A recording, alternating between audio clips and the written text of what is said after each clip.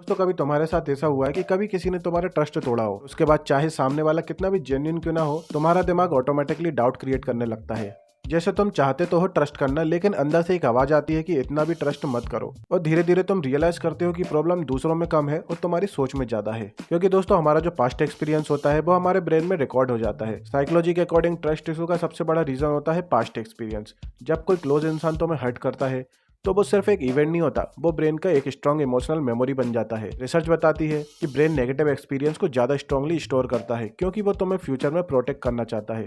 इसलिए जब similar situation आती तो ब्रेन तुरंत अलर्ट मोड पर चला जाता है और डाउट क्रिएट कर देता है। क्योंकि ब्रेन तुम्हें हर्ट होने से बचाना चाहता है, इसलिए वो ट्रस्ट करने के बजाय डाउट करना सेफ समझता है। मतलब अगर तुम किसी पर इजिली ट्रस्ट करते हो और वो ट्रस्ट तोड़ देता है तो पेन ज़्यादा होता है, लेकिन अगर तुम पहले से ही डाउट करके रखते हो तो ब्रेन को लगता है कि तुम प्रिपेयर्ड हो, और इसी वजह से ट्रस्ट इशू डेवलप होते हैं, जिसमें ओवर थिंकिंग ट्रस्ट को और वीक कर देती है। क्योंकि ट्रस्ट इशू का एक बड़ा कनेक्शन होता है ओवर थिंकिंग से। जब तुम किसी छोटी सी चीज़ पर बार बार एनालाइज करते हो, जैसे लेट रिप्लाई, टोन चेंज या फिर बिहेवियर, तो दिमाग उसमें नेगेटिव मीनिंग ढूंढने लगता है। रिसर्च के अकॉर्डिंग ओवर थिंकिंग अनसर्टेनिटी को इंक्रीज करती है, और जो अनसर्टेनिटी होती है वो ट्रस्ट को वीक करती है। इसलिए जितना ज़्यादा तुम सोचते हो उतना ही डाउट स्ट्रांग होता है। लेकिन इसमें आपका सेल्फ कॉन्फिडेंस एक इंपॉर्टेंट रोल प्ले करता है।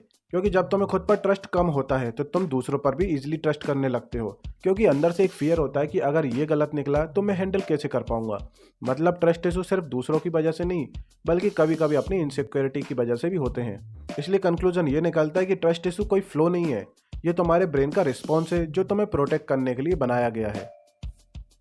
लेकिन जब ये ओवर एक्टिव हो जाता है तो ये रिलेशनशिप को डैमेज करने लगता है। इसलिए रियल सॉल्यूशन ट्रस्ट को फोर्स करना नहीं है, बल्कि अपने पास्ट को समझ के अपने पैटर्न को चेंज करना है।